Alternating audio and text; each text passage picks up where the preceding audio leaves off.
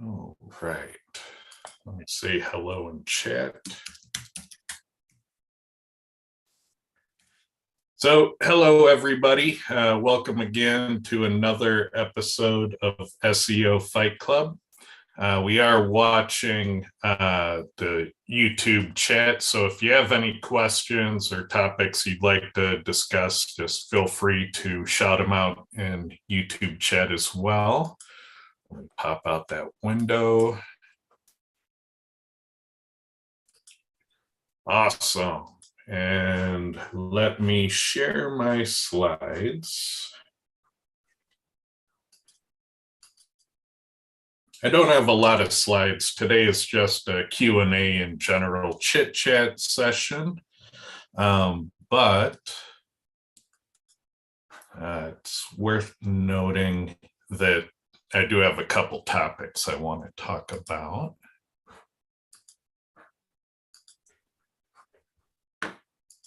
All right.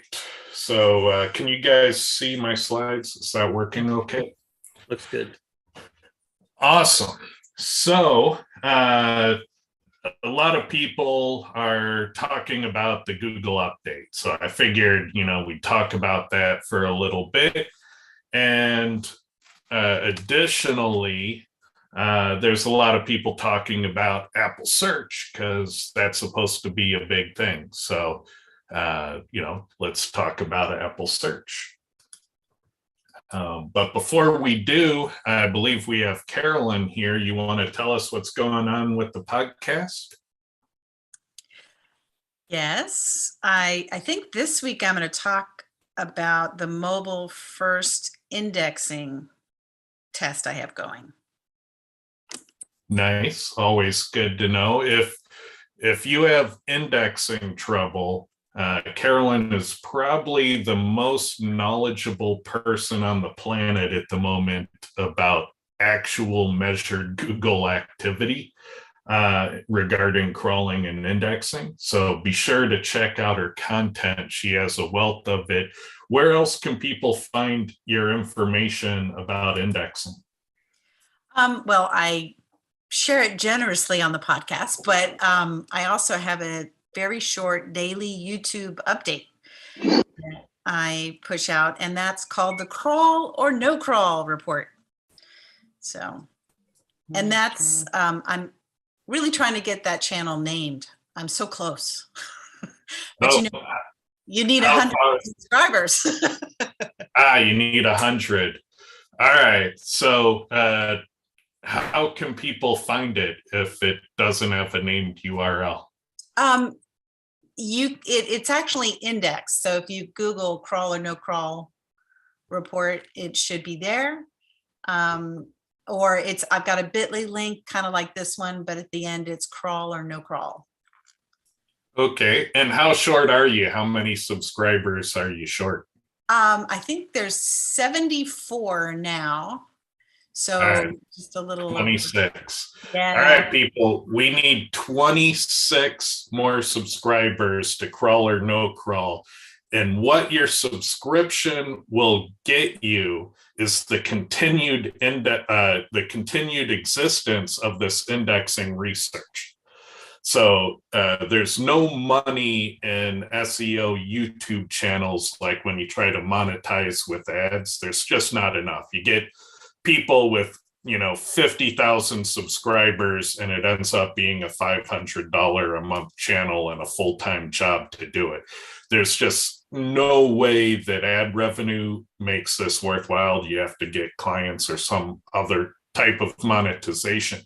And for us testers, we just need your support so we can get the functionality to do a better job. So we need 26 more subscribers so that she can claim a URL to continue this free research and public service she's doing in indexing.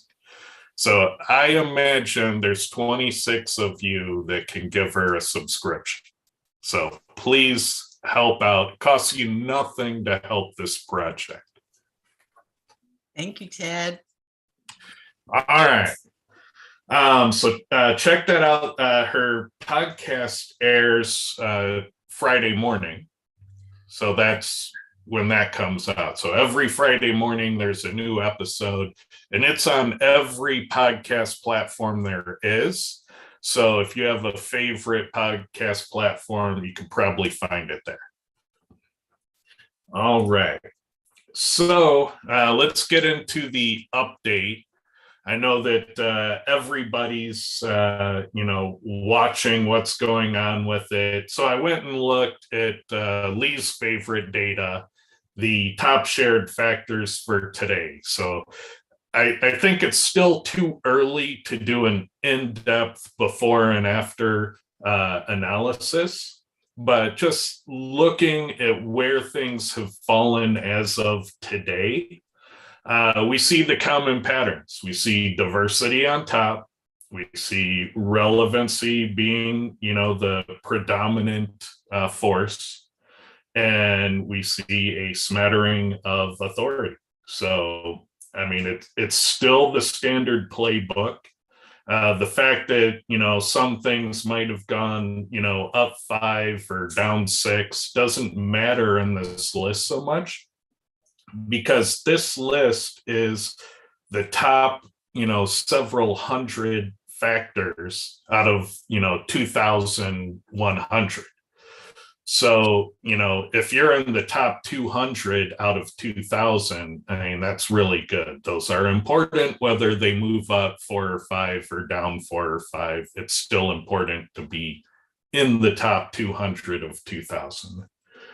So, I look at this and I don't think the playbook has changed.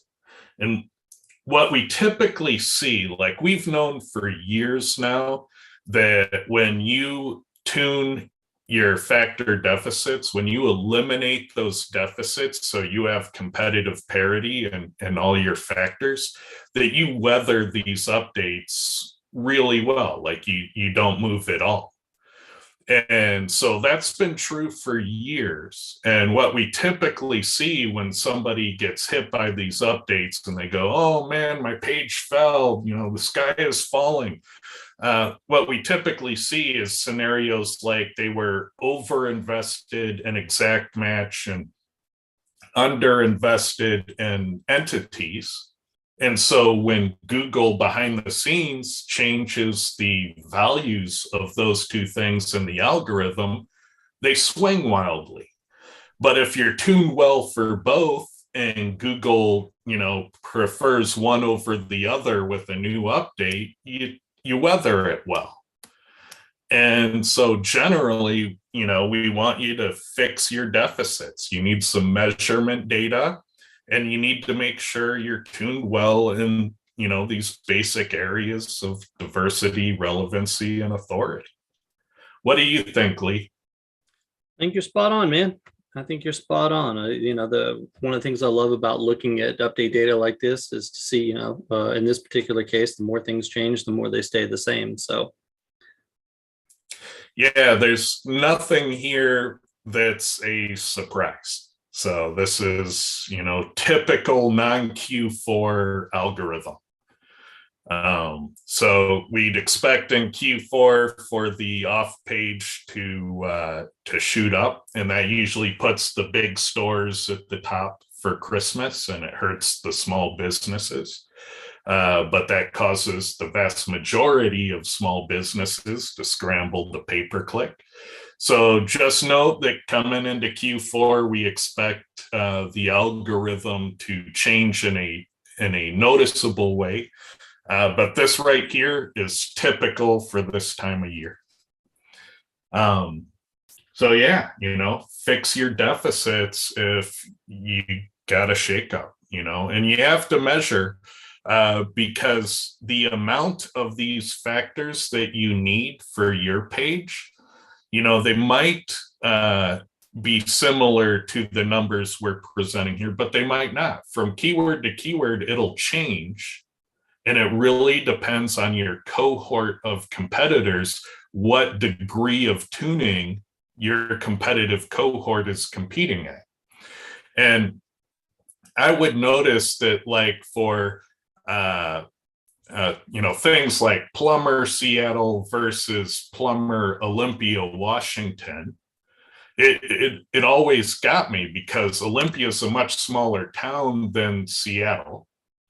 But it was so much harder to win that Olympia one. And I always wondered, why was it? Well, it's because Clint Butler lived in Olympia, Washington. And so my degree of competition in that market was much, much higher. So it changes from keyword to keyword. You can't use population to determine it. It just depends how aggressive the SEOs and the businesses are for that keyword. And you have to measure it on every keyword you compete on. So if you don't have data, you're flying blind. Let's see, do we have Clint here today? I think we do. Clint, what do you think so far on the update? Kind of right along with you. Too early to tell. I did notice some coincidences, I would say that they are, but I can't definitively nail it down. My coincidences that I notice is if there was no internal linking to said page, then that dropped, i.e. if it was solely based only on the on page, and there was no links internal or external to the page, it dropped. And then I got them back on the fix. So it's kind of hard to say definitively that's what it was, but that's where I'm leaning. Is again, this is another links thing. So everyone's not linking anymore because the powers that be have got everyone scared about building backlinks, and now they're all doing digital PR, which is backlinks, by the way. And so I think this is like taking your sheet. I would like to see more people turn on the Ahrefs and SEMrush APIs and see what happens. Yep. Yeah, that would be nice. So Clint, are you suggesting that any page that links to your page is a backlink? Maybe a little. So yeah, this data we have, it's published daily at topseofactors.com, so you can see the top 200 of the list and make that publicly available. This information comes from the Quora shared community, and so the Quora software gives you the competitive measurements for your keywords, so that's the difference. This is the shared data spanning thousands of keywords. So yeah, check it out. This data is freely available at that URL. So Apple. So I've talked about Apple before, but I think it warrants talking about it again because these rumors, they're not new. They've happened every few years since the iPhone was launched. And so back in 2007, the US got its first iPhones in the hands of the public. And then ever since then, we've been having the Apple search engine rumors. And so keep in mind that when the Apple search engine rumors started, neither Elon Musk nor Jeff Bezos had a space program. So you can literally build a space program faster than Apple can pull the trigger on a search engine. And so we know that Google's paying Apple billions of dollars to stay out of search. And, my guess on the timing of these things is it's about when agreements renew. They expire and they have to come to new terms. And this is probably Apple's way of asking for a pay raise or trying to get the deal to continue.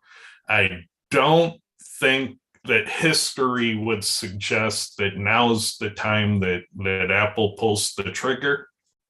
Happy to be wrong on it, just utterly tired of waiting. It's kind of a shit or get off the pot moment for Apple. If you're gonna do it, do it. Otherwise, this is an example of the world's worst project management.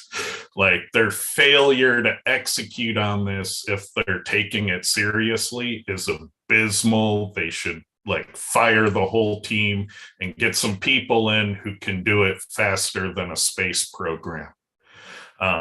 So my guess is they're not taking it seriously. They haven't been taking it seriously because Apple's not known for abysmal projects. I mean, they've had a few, but typically they're known for doing quality things and being cutting edge, ahead of the curve. So seeing them, flounder since 2007 on this, that's a hint to me that they're not taking it serious. What do you think, Clint? Well, the live stream where they were supposedly rumored to announce it was yesterday, so I've still got to watch it. But looking at the table of contents for it, it doesn't say anything about a search engine, so we'll see. I'm kind of aligned with you. If that happens, it'll be smart, but they're not going to just half-ass it. They're going to have a plan, make sure they can replace the money that Google's paying for them, and then some. Otherwise, they're not going to bother with it. Yeah, so I'd say don't hold your breath. What do you think, Lee? Just from a financial standpoint, it's easy cash flow now until they get to a point where their own product sales are starting to level out and they need a new avenue of growth. This is a large investment and a large, investment of time and resources. So it's a big freaking project to take on. So I don't see them taking it on until they need the additional revenue stream. I don't think that the size is really, I mean, they're the largest company out there right now, right? So Ahrefs launched a search engine and they did it for 60 million. So, I mean, 60 million is a drop in the bucket for Apple. They could care less about 60 million. I think it's doing it right and being competitive and putting their name behind it. Because no one, in my opinion, is better at branding than Apple is. And they don't put the Apple logo on crap anymore. Sure, they did in the 80s. You can go back in there and find some stuff in the 80s and say, oh, look, yes, they do. But today, that company is different. And I don't see them launching a search engine that's just half-assed. That's at the end of the day, they don't want another Bing. They figure they already got Bing out there. It's already junk. Why do they have to make another Bing? Let's make a better Google. So, and then it's so that I don't think the money in regards to developing the thing, 60 million, they can probably make that back within the first quarter if they did it right? So that's where I think they're at. It's just is it really worth their time? Do I really care enough to build it? And if I do care enough to build it, can I do better than Google? And if the answer is no, then they're not going to do it, regardless of the resources. And technically their startup cost starts at negative 15 billion because that's what they lose by kicking Google off the default search. So yeah, they'd have to have a plan to, not only recoup the 60 million to build it, but the 15 billion to discontinue the deal. And if you think about it, that $15 billion, they're being paid to do nothing. That's a payment to not compete with Google. So I mean, that has the best ROI. When you look at the dollars per hour they get on doing nothing, that's an infinite ROI. Mm-hmm. So it's hard to find an ROI that compelling. Yeah, $15 billion for 0 hours. That's nice. I wouldn't turn it down. Yeah, I wouldn't turn it down either. So I went and looked around, and we've mentioned this a couple times, but I think this is really kind of where search has gone recently again, is these numbered headings, these numeric list headings that are typically in H2s and H3s. It's such a power play right now. And what's totally crazy about it is that it's very easy to control the text in the search results summary. So I think this is kind of a best practice if you're a CRO and you want to get CRO back into the search results. This is such an easy pattern to do that with. And I think that for like ecom, it's a no-brainer. Like, you totally want to refactor your category pages to utilize this. Even on your product pages, you can use it for CRO. You make the top selling points of the product be an H3 numbered list. So those selling points would be free shipping today, on sale, save 25%, nearly sold out, still available in, these sizes and colors. You just make a list of the selling points and all of a sudden you got CRO back in the search results. Additionally, and to pull it off, the way they're doing it is they're just doing a numbered list in the headings. So the H1 is the title, and then the H of the article, and then the H2s are the list items. I've also seen it H2s being the title of the article and H3s being the list items. I think that might even be a little bit more common in the wild. It still works with HTML ordinal list tags, so that works too. And there's a new one I've seen where here's a Yelp one, and there's basically a numbered list of results on the Yelp page, and Google is forcing it into this pattern. They didn't even put the numbers in, and now there's examples of Google forcing it onto a page that has ordinal list data. So yeah, not only is Google favoring it, they're now forcing it on pages too. And it's a cool thing, because not only does it give you a certain amount of nearly guaranteed control over search result presentation, it's such a no-brainer. When you tune it for relevancy, it really feels in the data like you get a bonus. You get a slight ranking boost when you play relevancy in those zones. And there appears to be a number of black hat exploits. I won't go into those, but it does look like there's a number of historic filters where Google would filter out bad behavior. This system seems to bypass a number of those historic filters. So if you know what I'm talking about, you probably know to go and test it again if you like doing shenanigans in the search results. Ted, let me ask you this. You and I have had a number of conversations about this particular topic. You have the volatility tool. Can you talk about what you're seeing in volatility of meta descriptions since this implementation has been done by Google? Well, I haven't done a study, so I've only got a handful of, just observations. Generally, what we saw was for months and months and months, Google was doing a ton of highly volatile split testing in meta descriptions and titles. And so what that means is we'd see two or more versions of the search results summary, and Google would be testing them A/B style. And we'd see a high degree of volatility on them, meaning that one description they were testing would rank well and the other description would rank abysmally. That all abruptly ended a few months ago, 2-3 months ago, around there.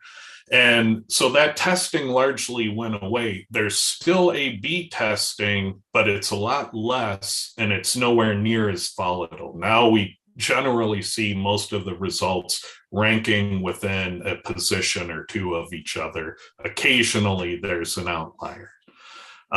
So by and large, it feels like the large scale, split testing analysis that Google was doing ended.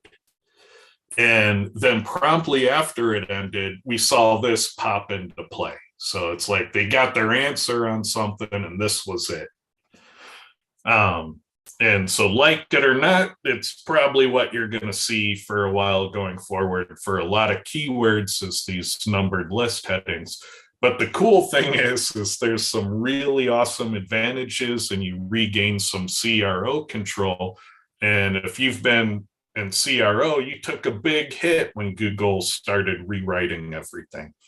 So this is an avenue to go back in and do some CRO. What do you think, Clint? You do this every day. Yeah, I'm with you. I'm thinking more on the CRO side since they took away a lot of that. And if they're going to give us a way to manipulate that and force that in and improve that, then I'm all for using it. Yeah, I think it's a no-brainer in e-com. It would be my number one move. Yeah, for sure. Especially if you're doing like these top 10 posts too. If you live and die by this, then you'd be dumb not to take advantage of this almost immediately. Yep. And it totally makes sense for category pages. So at a minimum, I would totally, switch over the template for your category structure to just seamlessly pull this in, because why not? And category pages are notoriously thin. And that got me thinking, what kind of is the lower boundary for thin pages? We like to test and we like to challenge our beliefs, and we've been kind of in this baseline of your page is too thin, your page is too thin, your page is too thin. How thin is too thin? So I stumbled across, I was just looking around, stumbled across something, I accidentally tested. So if you've ever seen the SEO Fight Club website, well, this is it. This is the whole content and it ranks. So it has me rethinking how thin is too thin and how hard is it to rank this or rank like this. And so I think this is a cool area for more testing. Let's revisit thinness of content, because if a 1K page can rank organically with like little to no effort, that's awesome. Does this rank for, because it's a ranking for the brand SEO Fight Club? Yeah, it's ranking for the brand, but the fact that it's possible means we probably need to go back and look at it and understand why this works and why it's allowed to be thin content that ranks, and in what ways can we leverage thin pages, because if this is possible and there's a formula for doing it, well, that's really important. That's minimum viable SEO. That's category pages on e-com that are notoriously thin. So the fact that this can happen in any form is kind of really remarkable and interesting. What do you think, Clint? Not gonna lie, I wasn't paying attention to this part. Thin pages. Should it not happen in nature? Does it defy your traditions? I mean, I like starting off with thin pages. How close can I get before I actually have to put a whole lot of thought into stuff? So I kind of do the opposite of everyone else in that regard. People are like, oh, you need word count. It's got to be 1,500. Well, I'm a lazy writer, so let's see what I can do with 500 first. And if I get up into the top 10 and I've saved all that money writing content, that's awesome for me. So, I mean, I'm still hoping and dreaming that I can get the schema to rank a page with just an image on it for a good keyword. You know what I mean? So if that works, then that works. So I'm a fan of thin pages, honestly. What do you think, honey? I suspect this is counter to your strategy.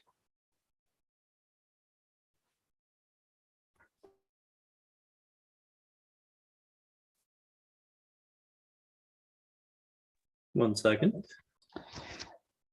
What I'm noticing is the same thing you are, and that is I'm seeing thin content on pages and they're still ranking pretty high. So I've been looking into it also. I have an idea of what it is. I'm not really going to share. Fair enough. But it still has to do with the quality. Quality is not really a good word. I do believe there is a metric that's involved in that, you know, and it's one of the things that we notice in Lee's training course, right? That he sort of touches on in his course, and that's what I'm noticing. Interesting. Oh, here comes Lee again. Looks like he fell off. All right. Let me go ahead and check YouTube comments. All right. So Paul on YouTube is saying he's having Bing indexing issues. Any thoughts on Bing indexing, Carolyn? Yeah, you know, there's the known issue with Bing that some people it doesn't impact and some people it seems to, but it's kind of like when the bot, if a lot of times it's associated with Cloudflare, kind of like when the bot hits something on Cloudflare, it kind of like goes like warning, warning, warning, and then it shuts it down. So that's probably the most likely thing. And is there a way to fix that when Bing and Cloudflare conflict? Well, yes, but it's nothing we can do. You have to contact Bing support and they won't tell you what they did. They'll simply say, oh, thank you. We noted that it's been fixed. Bye-bye. So they don't break it down for you and tell you, you know, like, oh, that's what happened. But how often have you seen that? Because my site's indexed fine and I use Cloudflare religiously and I've never had an issue with the indexing. So in your case, how often have you seen that situation where you had to go in and reach out to them and say, hey, can you fix this? pretty much more often than not, like probably 75% of the time. And like I said, you know, as I mentioned starting out, some people do not have any problems. Yeah. So the question is, Well, I'm not saying I don't always have problems, but Cloudflare is not one.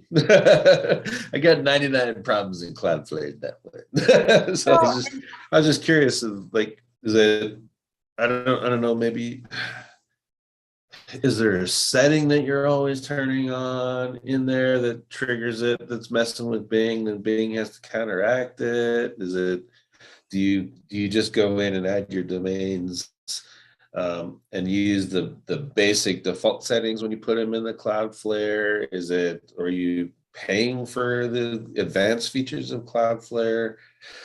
I mean, there's got to be something that you're doing that's, well, it's been a known issue. It's not just, you know, me lonesome having problems. It's been a long time known issue. And then a lot of times where I've used Cloudflare, the only reason was to get the SSL, the free SSL. yeah. So I avoid it now. And, you know, typically don't have any problems.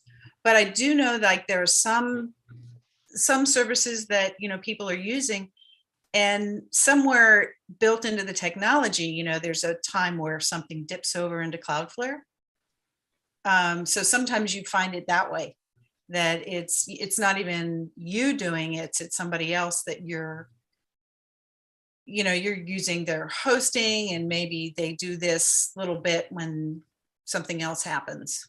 But yeah, so primarily what I do is for my stuff, I just avoid Cloudflare, and I don't have problems anymore with Bing. And generally speaking, I think in all the websites that I've had, and I've used Cloudflare a lot, same setup on all of them, I've had one that had the issue. And I think when we were researching that particular issue to find out, oh, it's a known bug, it is an intermittent one. So I don't know that it's a setting or anything else. I think it's just that every so often it doesn't play quite right. And then, they'll look at it on their end and their tech support and go, oh yeah, all right, we'll fix it this way. But I don't know why they haven't rolled out a fix. I don't know the nature of the bug because they don't really talk about it. It's just, labeled a known bug. I wonder if it's just because it happens so not that often. I'm not going to bother with it. Mm-hmm. You know what I mean?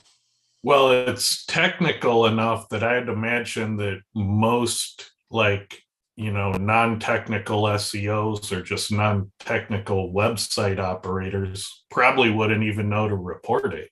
Yeah. So it could be a lot more common. It's just that nobody's looking. Right.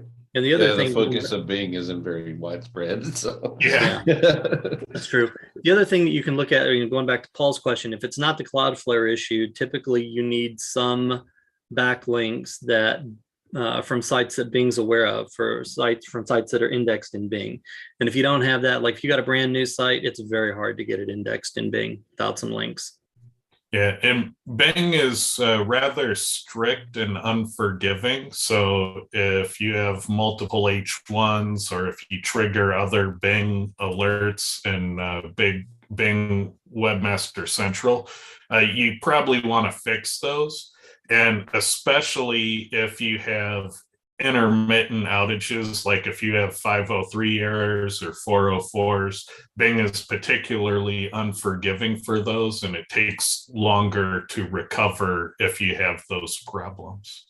Yeah, make sure your XML sitemap doesn't have any errors in it either. They hate that.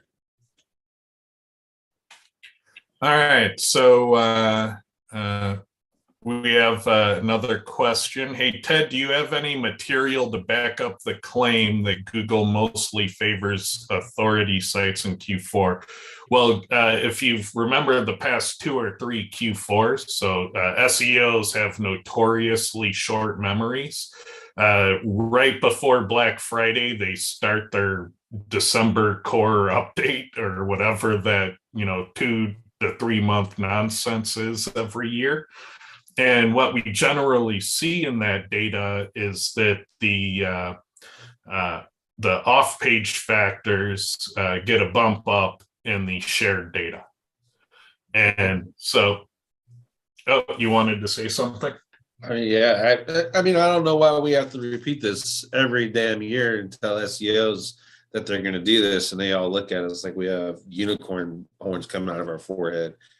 I mean, that's every year, every December, all the big box stores shoot up and all the small businesses push down.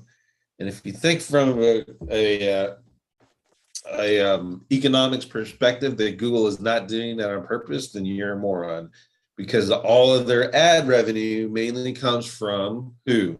Small business owners. So if you push all the big box stores up and push all the small business owners down, those small guys are forced to do nothing but during their Black Friday sales is to pay for ads. And that's exactly what they do. And then after Black Friday and Cyber Monday and all those sales are over, miraculously they come out with a fix and put everything back and go, oh no, the update's done. It happens every year. So like Ted said, I don't know why we got to repeat this and remind people every year. It's every year like clockwork since at least 2015. Yep. And my strategy in ecom was always to go for the longer tail terms that tend to be a bit more resilient, that are easier to capture. So I would target, when I was in retail, I wanted to get 250,000 of those terms to be page 1. But typically I would get about 50,000 going into Black Friday, but that's That's pretty darn good. It's really hard to do. It took a 17-year career to be able to pull that off. But yeah, for a lot of the terms, you would just lose them going into Black Friday because of these effects. Let's see. Regarding losing rankings during Google updates, I notice SEOs tend to blame what they've done instead of what they did not do. Yeah, it's very common that SEOs think that their on page is awesome, and that belief lasts until we pull the data, and then we sharply deflate the egos, because once you have the measured data, it's like, this competitor uses that much more of factor A, that competitor uses that much more of factor B. The data doesn't lie on where you haven't kept up, and it's empirical measurements. It's not opinions. It's like, the table is 3 feet tall. We measure that, we bring out the tape measure, the table is 3 feet tall. You may think that 3 feet tall is a bad height for a table, but it's a measurement fact. You can't argue that the table is 3 feet tall. And so if, your competitors are using X amount more of factors A, B, and C, that's not an opinion, it's a measurement fact. And so you just got to get your measurements. You have to see how you compare, and you got to be competitive. What do you think, Clint? Yeah, it's definitely the case. I mean, there's a point now where I don't even take clients that, oh, my on page is on point, all I need is backlinks, because I know it's completely wrong. And it's, unfortunately, that's from using Quora for so long, and you see all that data, and you're like, even my stuff, that I think I'm awesome and it's great, and then I run a Quora report and the humble pie hits me in the face at 100 miles per hour. So you just gotta be open to that and look at this thing holistically. You did the title tag, you did the headings, you did the content, you did the outlines, and you built some backlinks. You didn't do everything. Just because everyone else told you that that's all you have to do is not true. You didn't do everything. Let's see, Bing issues. Let's see, Bing issues are these new sites on Cloudflare.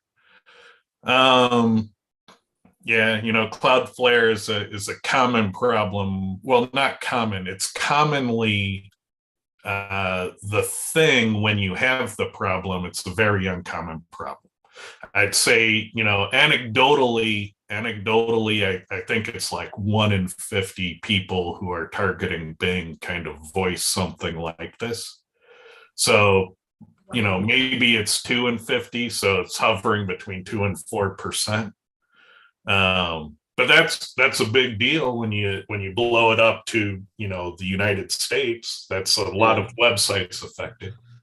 I would say it would probably be the easiest thing for you to fix, because as Carolyn pointed out, you email them and they push some buttons and say, ta-da, it's done. So, I mean, even if it's not that would be the best place to start, I would think, especially if you're using Cloudflare or any other cloud hosting type service. Now, this next question. Hold on, they were asking, was it, the question was asking about new pages? Is that? Yeah, it's kind of awkwardly phrased, but new site. New pages, if your site is already indexed, on Bing and stuff like that, you're throwing up new content, typically you don't have problems with getting those pages indexed. If they're well-tuned and everything else, they're in your sitemap, usually don't have problems getting them indexed in Bing. It's the initial hump that you have to get over. Yeah. So this next question I really like. This one comes up every couple of years. Is the keyword magician London and London magician the same thing? And the answer is no, they're not. They're different keywords. You can do the 2 searches. You can see that they have different sets of results. There are overlap, but there are some that are in one and not in the other, and they're in a different order. So they're ranked differently. And there's a certain amount of volatility in Google search. So we like to say that your rankings are not a scalar, they're a probability. So if you check your rankings 20 times in 1 minute, you'll find out that you're 40% and number 13 with the worst case of 22. And so you should view your rankings as a probability and not an absolute scalar measurement. Hey, Ted, do we have time to pull up the volatility tool and run it for both of those just as a demo? Yeah, we can probably do that. I think the visual is helpful for people, you know, an understanding sort of how they're the same and how they're different. Yeah, the key difference that probably comes into play with, you know, the whole Seattle plumber Seattle type of thing is the exact match context. Like people, they forget that there's value in having exact match. And when you switch the word order, you're changing the exact match context. So now if you're not saying plumber Seattle, you know, your Seattle plumber exact matches don't carry that weight. And so I think a lot of the ranking difference would stem from the difference in exact match conditions, which is only a small fragment of your overall ranking score, but it's enough to move the results around. Yeah, so in less competitive cities, like if you were going into a tiny city, the SERPs can look very, very different for those two search terms. Whereas, you know, in Seattle, they're going to be pretty close in Seattle. Or London. Yeah, or London, you know. All right, so I made this mistake yesterday because I'm on my work computer, so this is a development build. This build isn't live, and so this cool starts at feature you won't find in your copies. But this is if you want to check, you know, from the results 100 to 200 or 200 to 300 and to see volatility further down in the rankings. We found some actual practical applications of doing this for diagnosing problems with pages that don't appear to index top 100. But we're not looking at that today. We want to look at, what was it, Magician London? Mm-hmm. And we probably don't want that in the United States, I'm guessing. All right, and we'll run it.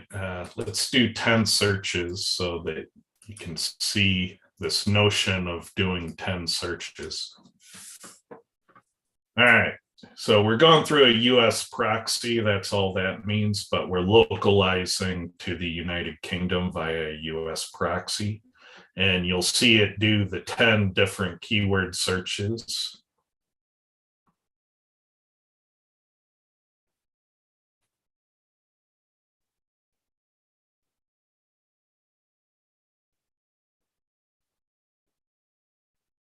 And generally takes about a minute to do this. If you do a smaller sample size, still takes about a minute. All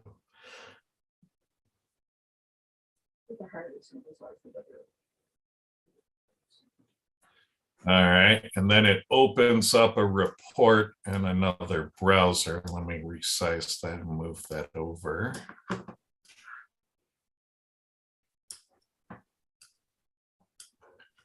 And so generally we would look for a tracked website and it would be highlighted, but we didn't have one tracked.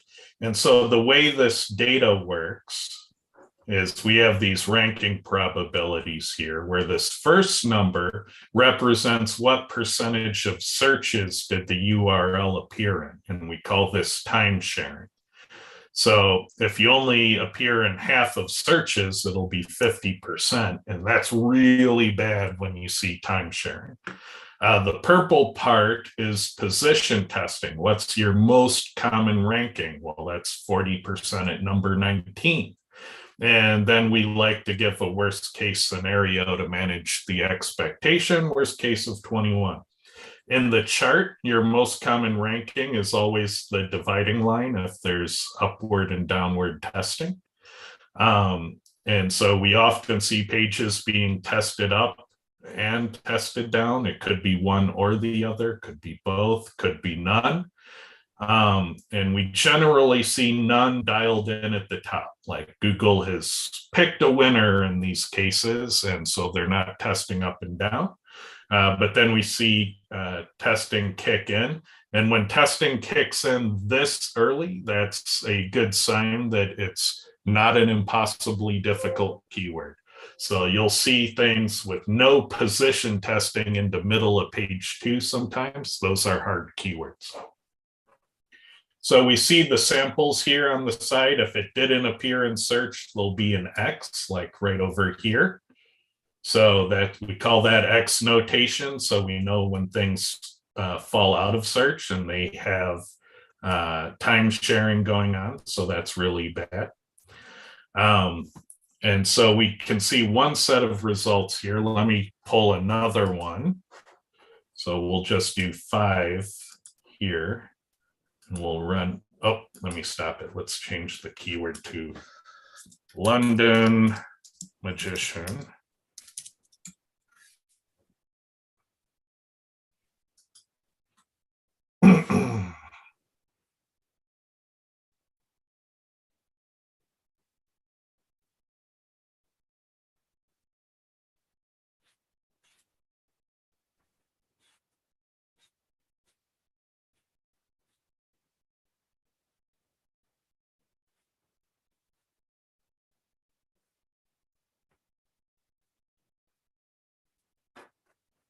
Here, let me pull this out of there. So you can already see that like these ones moved and let's see. Yeah, so things are moving around. So it's already a different order between the two. We can already see that more are locked in on the London magician versus the magician London. So it looks like one of these keywords is easier than the other, with London magician being the harder keyword to break in. Not by much. I wouldn't call it a big difference, but just seeing that, you know, there are 3 dialed in on one and 5 dialed in on the other, it's a little bit of a difference. And then depending upon where your website is, you might even find that your website is ranking in different positions as well. And then, of course, we can check and see if there's any cannibalization. The software looks for things that cause volatility. So we can see for this website, there's 2 URLs that are coming in and out of play. Title variance is talking about that A/B testing that Google's doing. So they have one title that's at 9 and one title that's at 10. It's 80% the good one. So I guess that's all right. But wouldn't it be better if it was 100% the good one? So may want to figure that out. Description variance. So in the meta description, the variance changing. So it's important to work out. And of course, there are sometimes variance in the keywords that Google's making bold. So if you're using tools that rely on those bolded keyword variations, it's important to note that they're not always there, and those tools need to do average rank and statistical sampling. Otherwise, their data isn't always there either. Ted, can you put the variant keyword volatility on the other one as well, side by side, so we can see if there's a difference in the just the keyword list? Yes. So the words are the same. It's just if you don't do enough samples, you might lose Magician's London. Right. So that's an example. 5 samples might not have been enough to run a Quora report. You might need to do 10. And that's the thing about sampling. When you do more searches, what you get is a more consistent story on these rankings. So when you add a number of searches to look at these probabilities, the story gets more and more consistent, but there's a point of diminishing returns where you don't get any new information by adding more sample size. We've taken this to extreme proportions, and you can discover Google's 1 in 500 experiment servers that radically change things. But I think Google's generally honest. Your odds are about 1 in 500 of pulling one of those. Is it fair to say when looking at keywords like this that you would conclude that they're very similar but not the same? Yeah, what you'll generally find is, typically 75% or more of the URLs will be shared between the two, but they'll generally appear in a different order. So spot for spot, you'll see 80% different rankings. But when you look at cohorts, you'll generally see like 90% of the top 10 are the same URLs between the two, just in different positions within the top 10. So minor shakeups. And then that variance and volatility will grow as you go down the rankings. So when you're in the bottom half, it's very chaotic. And you generally see that. So it's kind of dialed in and light volatility in the charts here. And then as you go down, that volatility grows. And so you see it in the measurement data. You see things like time sharing increase as you go down.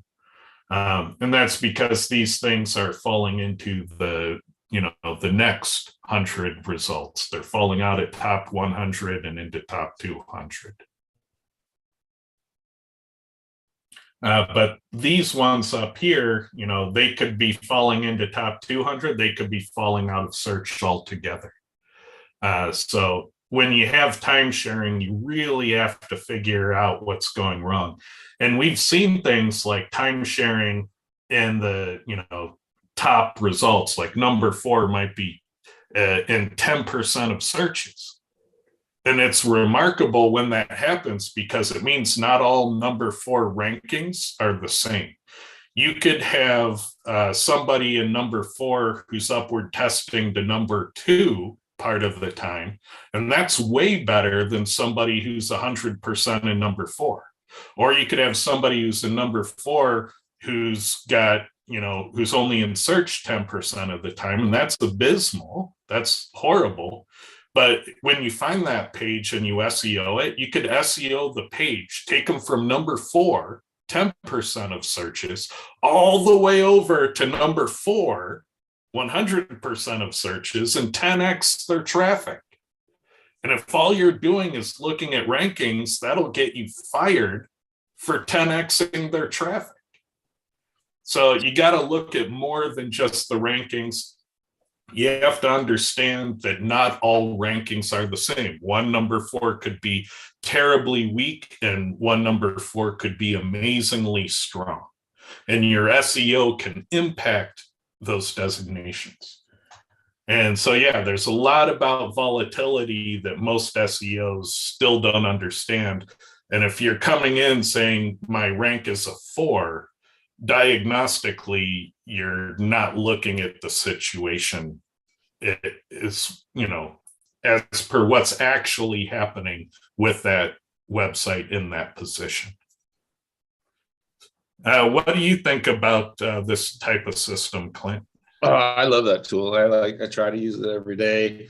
I use it for more of my sophisticated clients who kind of understand volatility and stuff, because after you brought this tool out, it was a great teaching tool for them, and I give that to them, and it calms them down and helps them understand why I focus so much on traffic reporting in addition to the rankings reporting, and how those two are connected, very, very highly connected. So, and this tool's It's also a great link building tool if you have the imagination to use it for that. So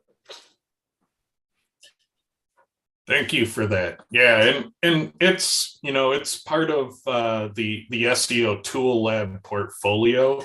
People ask, why isn't it a part of Cora? Well, parts of it are already in Cora, like being able to do the sampling and to take volatility out of the equation. That's already built in. But the reason it's different is we're still learning, and the early adopters of the technology are helping to fund the research and development. And so they're, you know, you could view it like a Kickstarter when you subscribe. It's not perfect, it's got some rough edges, but you're helping bring this into being and helping the research happen. Let's see. The question goes on, can you optimize the same page for all three? Yeah, I think you can. In that case, they're so closely tied. They're so similar in context and purpose that you could probably target one page to rank for all three. What do you think, Lee? Yeah, just include your variations in there. Make sure you're not just targeting one page, one keyword, you know, target all those, the London magician, magician London, magicians in London, you know, all of those things that you see in the reports that are basically synonyms. You want to make sure that you have all of them on your page and you'll rank for all of them. Yeah, I totally agree. So the next question is one about siloing.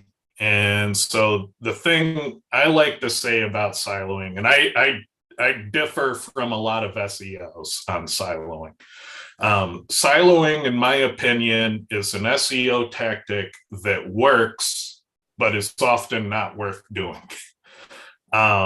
And the reason I say that is you want your SEO work to be profitable. And if you're spending all your time trying to find the perfect link geometry between pages, you can eat away all of your margins. And so if you happen to know a great answer, then, you know, maybe that's something you can do. But I often find the pursuit of researching the perfect link geometry to be one where people lose hundreds of hours and you know, you could have made a lot more money.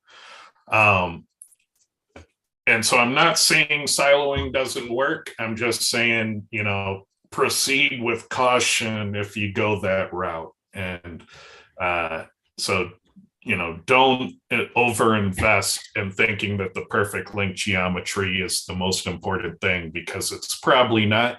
You probably want to tune your on page first. You want to tune your schema first. You want to, you know, do some, you know, address your deficits and referring domains first. So it's just that link geometries and that class of factor is usually not a top priority. What do you think, Lee? I know you're a big fan of link geometries, and we know they work, but how should people invest in them? In my case, I look at it less about the geometry and more about, you know, the relevance of the supporting pages, whether they're on your site or on other people's sites. You know, it's the links between pages. I don't consider the geometric relationships. I don't try to sculpt PageRank or any of those things that, you know, were effective, you know, a decade ago, and still can be somewhat effective to this day, I'm sure. It's just not something I invest my time in. Yeah, so, you know, I'd never say it doesn't work, because I think the vast amount of evidence out there is it does work to some degree. I'm just skeptical about it being the best use of time.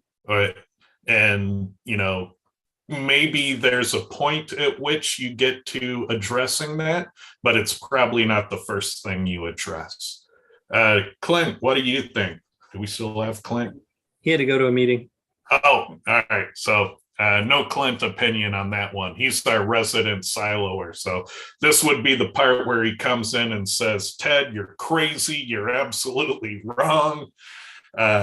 I don't know that he'd do that, but I know that historically he's had a lot of success with siloing, but I'd view Clint's case as he knows a really good thing to do quickly, and he's guarding that secret.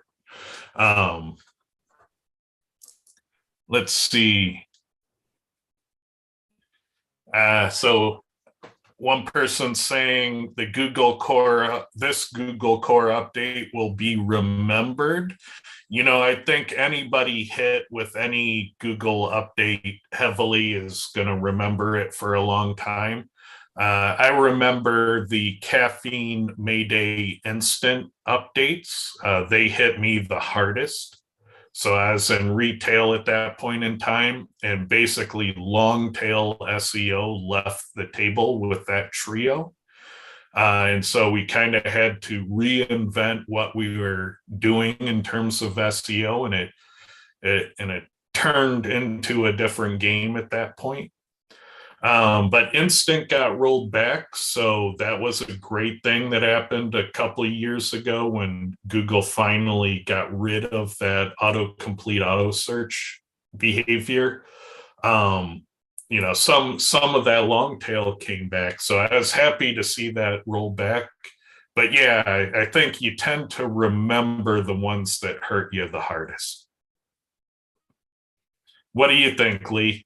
Which updates do you remember the most? None of them. I mean, the tuning is like I don't see a lot of movements during updates, and if I see a little bit, like in this last update that just happened, I've noticed a little bit of minor shifts in local. But if I move from 2 to 4, that's not a oh my God, the world is ending sort of situation. So I don't really have a memory of any of these updates. All of the animals, all of the, core updates, they're blips on a graph that don't impact me largely. Well, you're a younger SEO than me, so we didn't always have this great information. So you youngsters just don't get it. I'm going to say oh man, I'm feeling old now. Yeah. All right, let's see. So let's see, a follow-up. I would not use London Magician or Magician London anyway. It's not natural. I'd use them if they have search volume, because keep in mind that human beings naturally would never say DUI lawyer Los Angeles. I wouldn't say Clint Butler is the best DUI lawyer Los Angeles you're going to find. That's nonsense. But it's what people type into search. So even though you'd never use it conversationally, if that's how people search, you have to consider that. And if there's ranking advantage to having the exact match on page, and we measure that even in typos, we see that there's exact match benefit to having it on page, then you got to consider it. And so I try to be open-minded. I try to get data. I run some tests on it. Like if you have unimportant pages, experiment with exact match targeting, run a test. It's a great candidate for a test. Mm-hmm.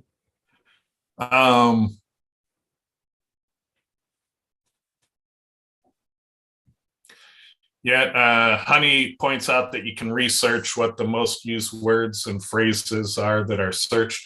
I like using Google Trends. Like Google Trends in online retail, like it blew my mind open, because I'd go into Google Trends and I'd say, okay, I have a product category of Frisbees and I have a product of Frisbee.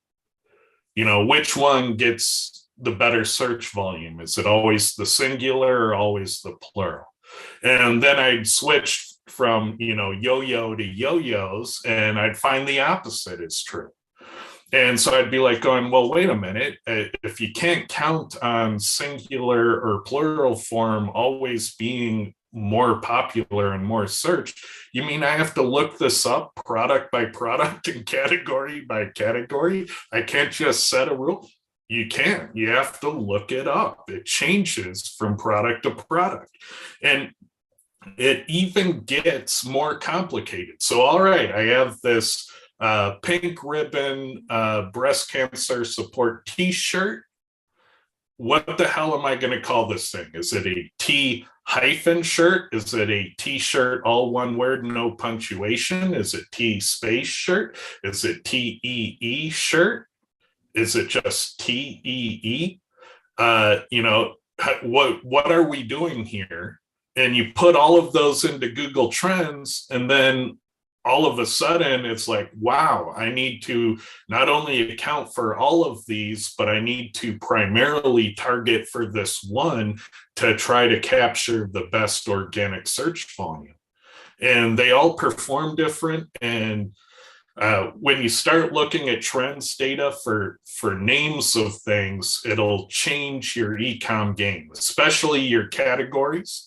The example I've done in the past is gifts and delights. Who the hell searches for that? Why do you have a category called gifts and delights? And what the hell is a delight? So answer those questions. And when you change that gifts and delights category to unique gift ideas, and you start capturing organic traffic for unique gift ideas, and it blows your e-com open. So you have this game, you do names of things SEO, and you find names of things that get 0 organic search volume, and you rename them to something that gets better than 0 organic search volume, and you bring in customers. So rename the categories that get no organic traffic, rename the product names. Your majestic autumn snuffler is an orange scarf. Call it an orange scarf because that's how people search for it. So those artistic product names are killing you. And it's all in that trends data. So Google Trends is the most underrated SEO tool. It's amazing, especially for e-com. Let's see.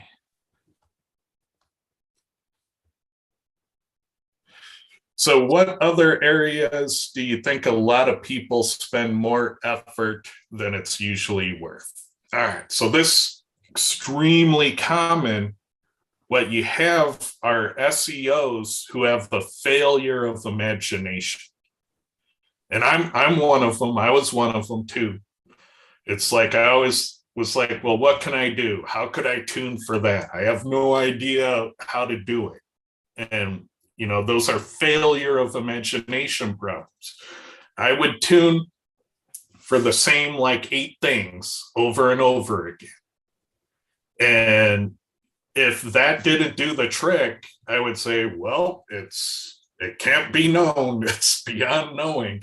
And, you know, there's more than 8 things in the algorithm.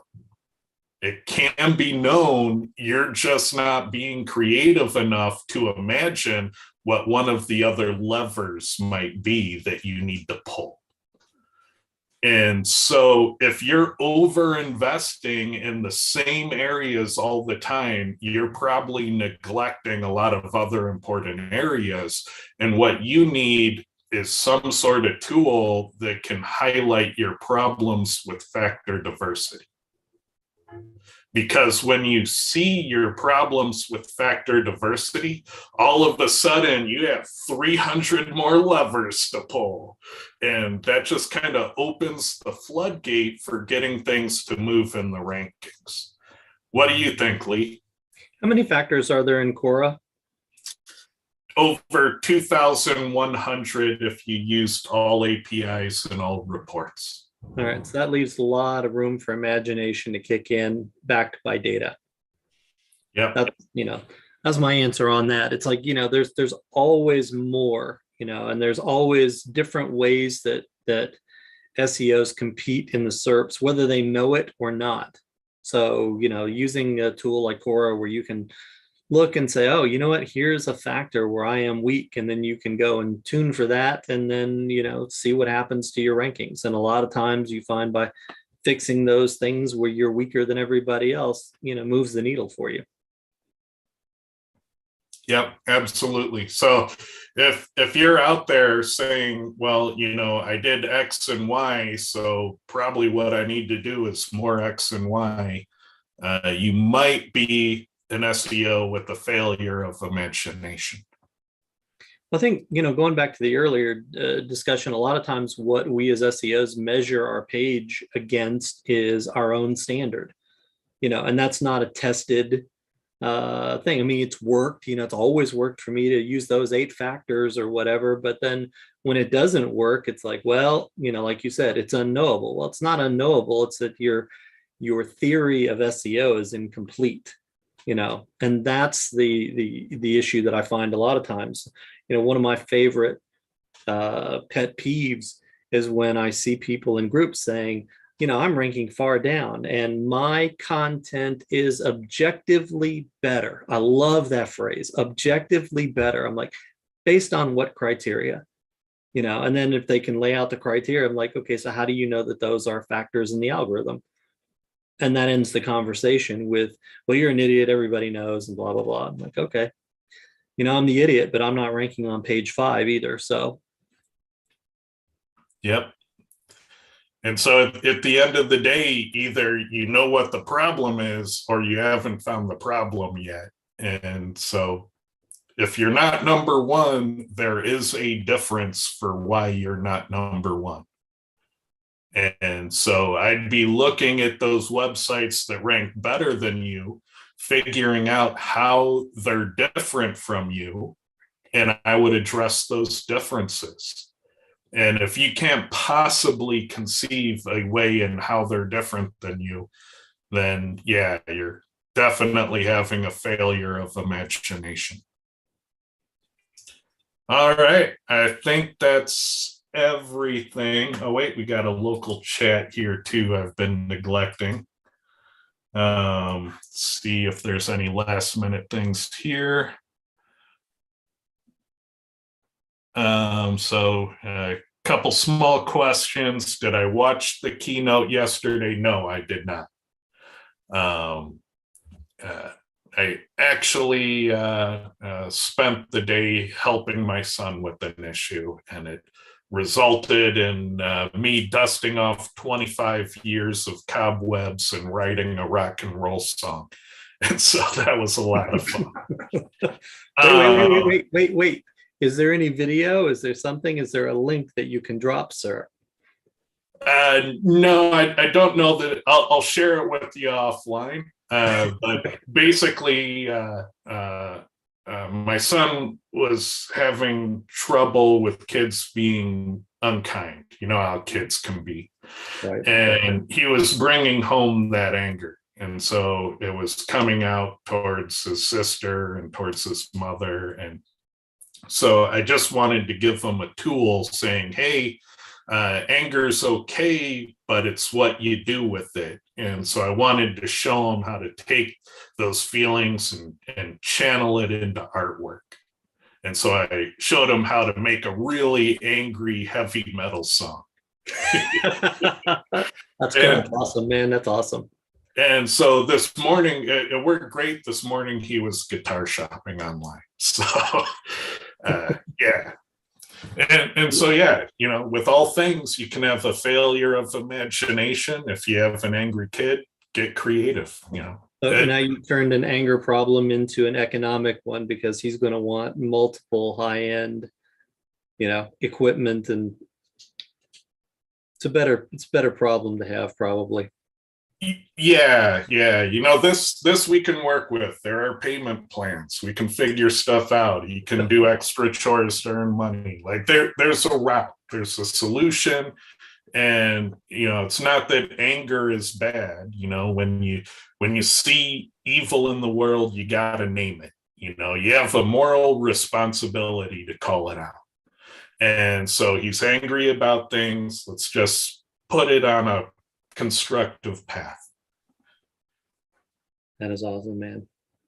So, all right, with that, have a great week, everyone. We will see you next week. So thanks again.